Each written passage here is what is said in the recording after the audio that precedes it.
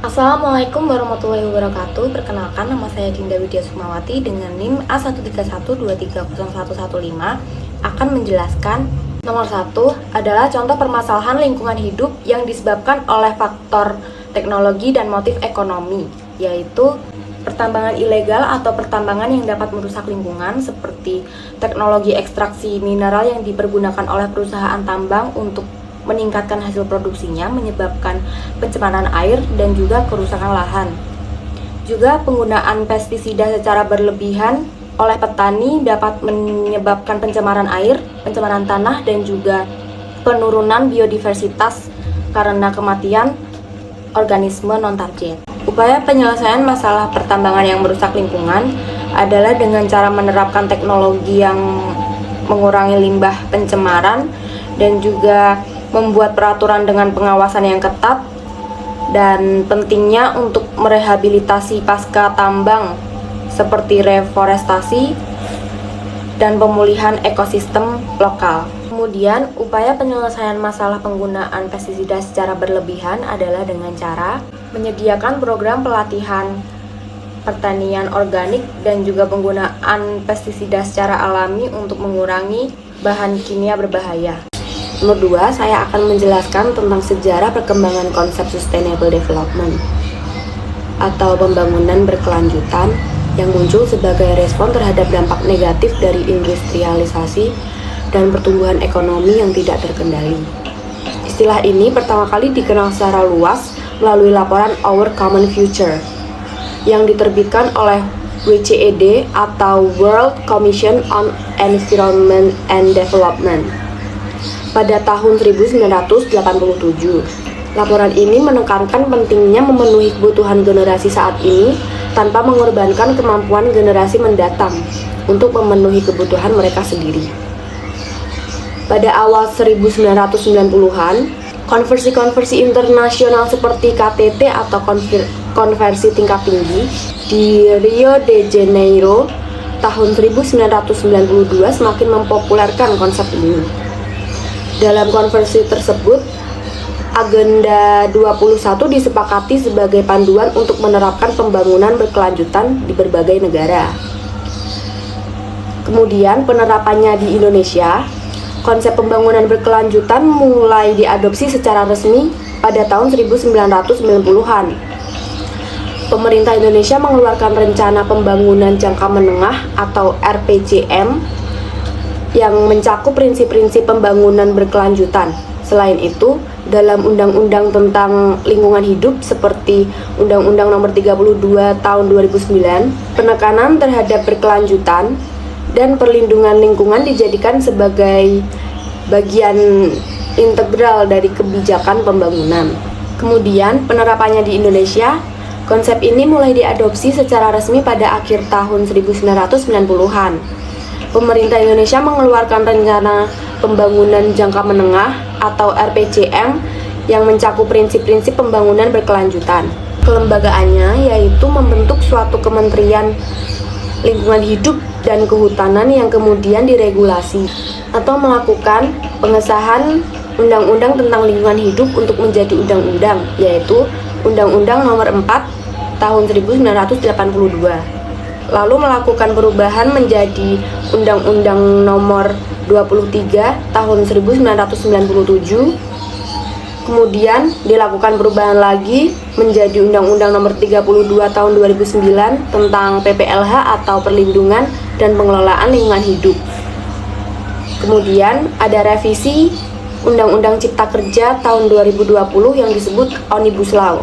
Perpu atau Peraturan Pemerintah Pengganti Undang-Undang tentang Cipta Kerja 2022 yang disahkan menjadi Undang-Undang Nomor 6 Tahun 2023 tentang pengesahan Perpu Cipta Kerja menjadi undang-undang.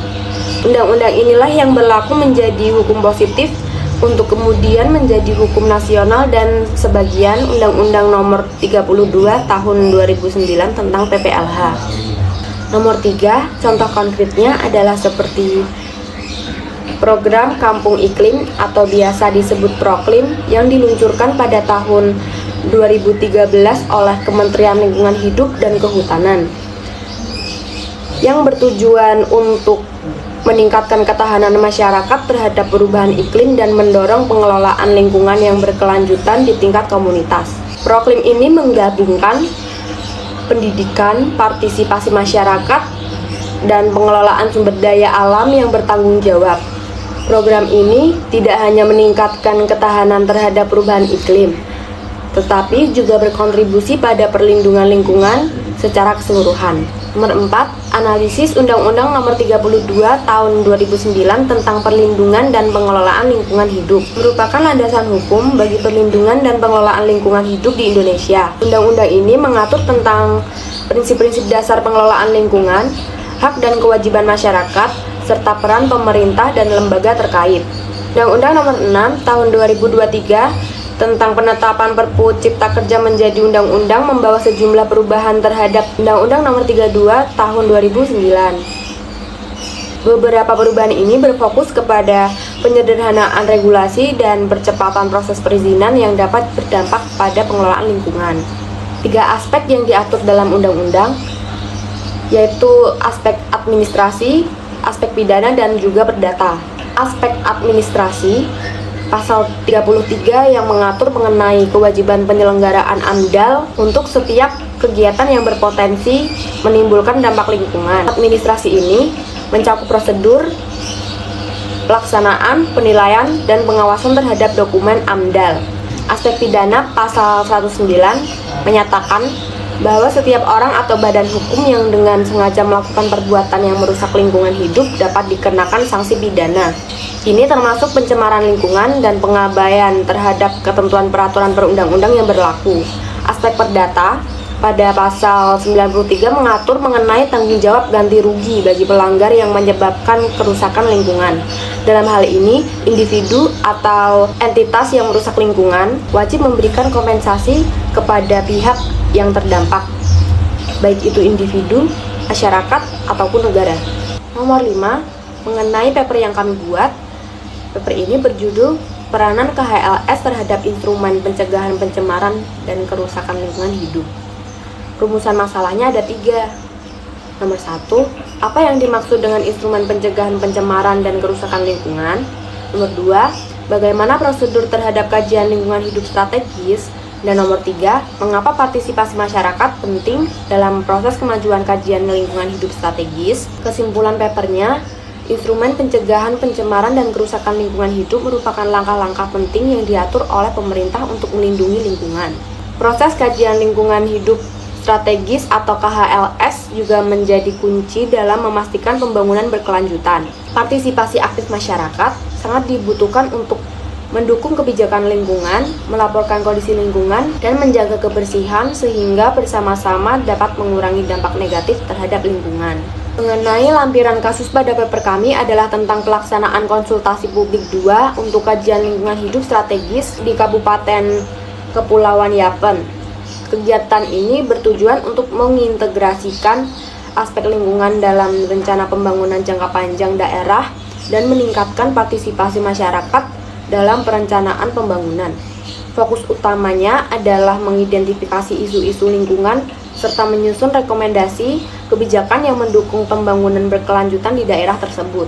Peran saya dalam penyusunan paper adalah pengetikan dalam menyusun paper dan juga memikirkan sebagian dari isi materi yang telah disepakati. Dan yang terakhir, nomor 6, asas kearifan lokal, yang menekankan pentingnya pengetahuan, tradisi, dan praktik masyarakat setempat dalam pengelolaan sumber daya alam dan lingkungan hidup.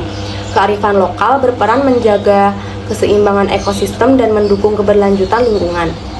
Contohnya, di Bali terdapat sistem subak, yaitu sistem irigasi tradisional yang dikelola oleh petani secara kolektif. Subak ini tidak hanya mengatur distribusi air untuk pertanian, tetapi juga mengintegrasikan aspek spiritual dan konservasi lingkungan. Praktik ini menjaga keberlanjutan pertanian sekaligus melestarikan ekosistem sawah dan air. Asas partisipatif yang menekankan keterlibatan masyarakat dalam proses pengelolaan lingkungan. Keterlibatan ini mencakup pengambilan keputusan, perencanaan, hingga pelaksanaan program-program perlindungan lingkungan. Contohnya, di desa-desa yang terlibat dalam program pengembangan kecamatan, masyarakat dilibatkan dalam penyusunan rencana pengelolaan sumber daya alam. seperti dalam pengelolaan hutan, warga desa bekerja sama dengan pemerintah untuk merencanakan reboisasi dan menjaga hutan dari penebangan liar, memastikan bahwa suara dan kepentingan mereka didengar dan diakomodasi. Asas otonomi daerah yang memberikan kewenangan kepada pemerintah daerah untuk mengelola sumber daya alam dan lingkungan sesuai dengan kebutuhan dan karakteristik daerah masing-masing. Hal ini memungkinkan penerapan kebijakan yang lebih relevan dan efektif dalam konteks lokal. Contohnya, Kota Surabaya menerapkan kebijakan pengelolaan sampah yang berbasis pada otonomi daerah dengan program Surabaya Green and Clean. Melalui program ini, pemerintah kota berwenang untuk menetapkan regulasi dan inisiatif seperti bank sampah yang melibatkan masyarakat dalam pengelolaan sampah dan daur ulang. Hal ini tidak hanya meningkatkan kesadaran masyarakat, tetapi juga mengurangi jumlah sampah yang masuk ke tempat pembuangan akhir. Sekian penjelasan dari saya. Mohon maaf bila terdapat kesalahan dalam pengucapan kata. Wassalamualaikum warahmatullahi wabarakatuh.